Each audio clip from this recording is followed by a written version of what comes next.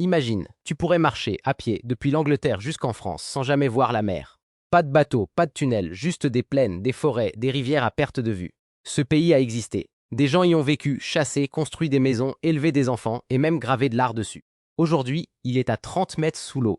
Et la façon dont on l'a découvert commence avec un pêcheur qui a remonté un os bizarre dans son filet, sans savoir qu'il venait de rouvrir un dossier vieux de 8000 ans. Aujourd'hui, on quitte les grottes et les squelettes individuels. On parle d'un pays entier. Un vrai. Avec des habitants, une économie de chasse, probablement une langue et au moins une œuvre d'art gravé qu'on a retrouvée. Et il a disparu si complètement qu'on l'a oublié pendant des milliers d'années, jusqu'à ce qu'un chalutier de pêche ramène quelque chose d'impossible dans son filet. Alors voilà le truc. Ce territoire, les archéologues l'appellent Doggerland, du nom du Doggerbank, un haut fond au milieu de la mer du Nord. Il y a environ 12 000 ans, à la fin de la dernière glaciation, une immense partie de ce qui est aujourd'hui la mer du Nord était une terre sèche. On parle d'une surface estimée à plus de 46 000 km², à peu près la taille du Danemark actuel. Des rivières, des collines, des marais à gibier abondants, probablement l'un des meilleurs territoires de chasse de toute l'Europe à cette époque. Des populations mésolithiques y vivaient. Pas des survivants isolés dans une grotte, des communautés entières, avec des campements, des outils, une vie organisée, sur un territoire qui reliait littéralement l'Angleterre, la France, la Belgique, les Pays-Bas et le Danemark en une seule masse continue. Bref, le meilleur bien immobilier d'Europe. Vue dégagée, gibier à volonté, zéro voisin bruyant, zéro embouteillage. Alors comment on sait tout ça, si ce pays est sous l'eau depuis des millénaires? L'histoire commence en 1931, et elle est presque trop belle pour être vraie. Un chalutier de pêche britannique remonte dans son filet. Quelque part entre les bancs de Lehman et Hower, en pleine mer du Nord, un objet en boîte cervidé, sculpté, taillé en pointe, un harpon. Aujourd'hui, cet objet est connu sous le nom de harpon de Colinda, du nom du bateau qui l'a remonté. Le problème, c'est qu'un harpon fabriqué par des humains n'a rien à faire à 35 mètres de profondeur, en pleine mer. Soit quelqu'un l'a perdu depuis un bateau, ce qui semblait peu probable vu les capacités de navigation de l'époque. Soit il a été laissé là quand cet endroit n'était pas encore la mer. Un an plus tard, l'analyse du pollen retrouvé dans la tourbe qui entourait l'objet a tranché le débat, et le résultat a stupéfié les scientifiques de l'époque. Ce pollen provenait de plantes d'eau douce, pas d'un environnement marin.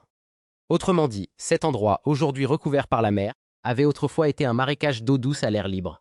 Et là, comme d'hab, l'archéologie débarque avec des preuves. Alors tu te dis peut-être, ok, donc dès 1932, tout le monde savait qu'il y avait un pays englouti là-dessous? Pas vraiment.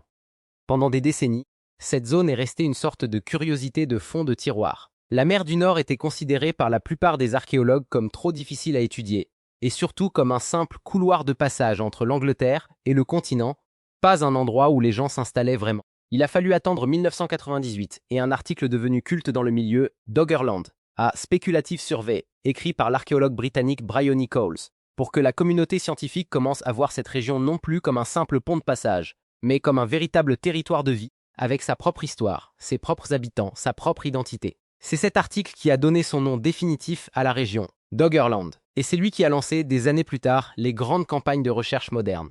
Il aura fallu 66 ans à des archéologues pour admettre que juste un couloir pouvait aussi être chez quelqu'un.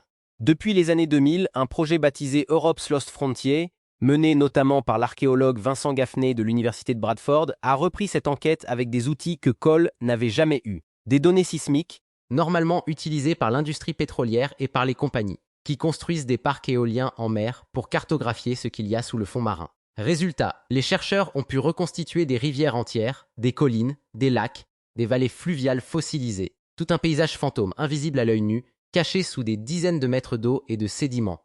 Une des zones les plus prometteuses s'appelle le Brownbank, au large des côtes belges et néerlandaises.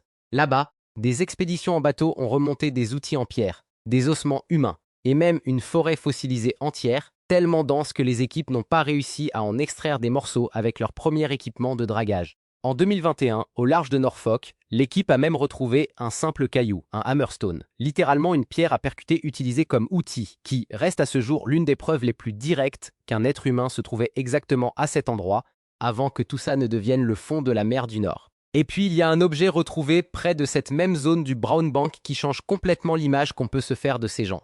Un os d'auroch ou de bison vieux d'environ 13 000 ans, sur lequel quelqu'un a gravé volontairement un motif en zigzag. Pas une marque accidentelle de découpe. Un motif répété, réfléchi, décoratif. Autrement dit, les habitants de Doggerland ne se contentaient pas de survivre. Ils décoraient des objets. Ils avaient une esthétique, peut-être une symbolique, largement avant qu'on invente l'agriculture, l'écriture ou la roue. Accroche-toi, ça devient bizarre. Alors voilà comment ce pays a fini par disparaître, en gros.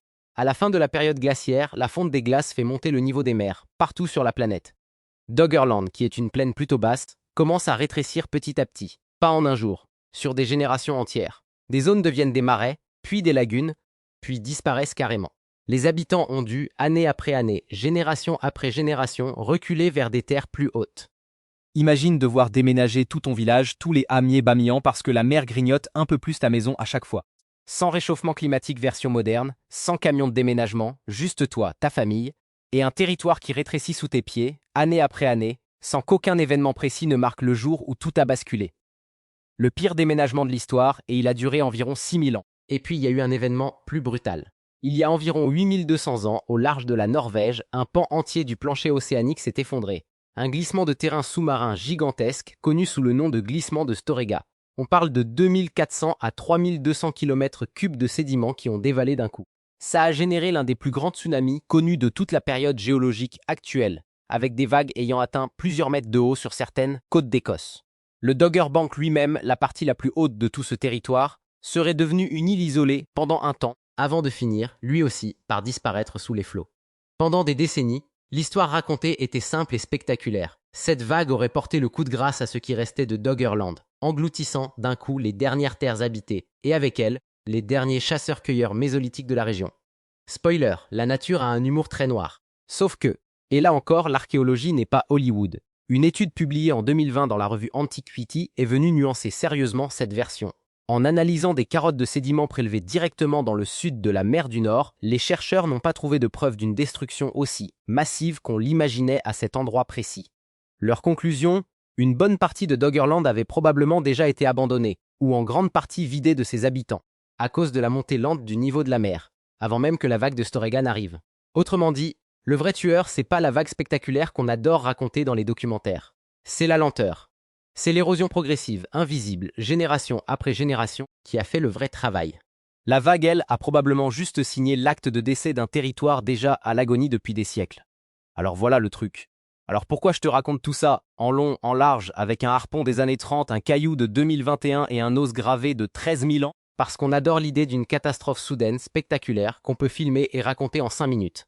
Une vague, un jour précis, un avant-après net, façon film catastrophe. Sauf que la vraie histoire de Doggerland, c'est l'histoire d'une montée des eaux lentes, presque imperceptible d'une année sur l'autre, mais qui a fini par effacer un pays entier de la carte, avec ses artistes, ses chasseurs, ses familles. Des générations de gens ont probablement vécu et sont mortes sans jamais voir la catastrophe. Juste une mer qui gagnait un peu plus de terrain à chaque décennie, jusqu'à ce qu'il ne reste plus rien. Ça devrait peut-être te rappeler quelque chose sur notre époque. Alors la prochaine fois que tu regardes une carte de l'Europe, souviens-toi qu'il manque un morceau.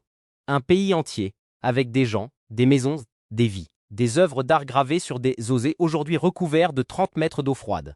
Pas emportés en une nuit par une vague de cinéma. Juste, petit à petit, année après année, jusqu'à ce qu'il ne reste plus qu'un harpon dans un filet de pêche, un caillou taillé au large de Norfolk et un motif en zigzag gravé il y a 13 000 ans. Et c'est comme ça que le feu n'a jamais failli s'éteindre. À la prochaine sur le dernier feu.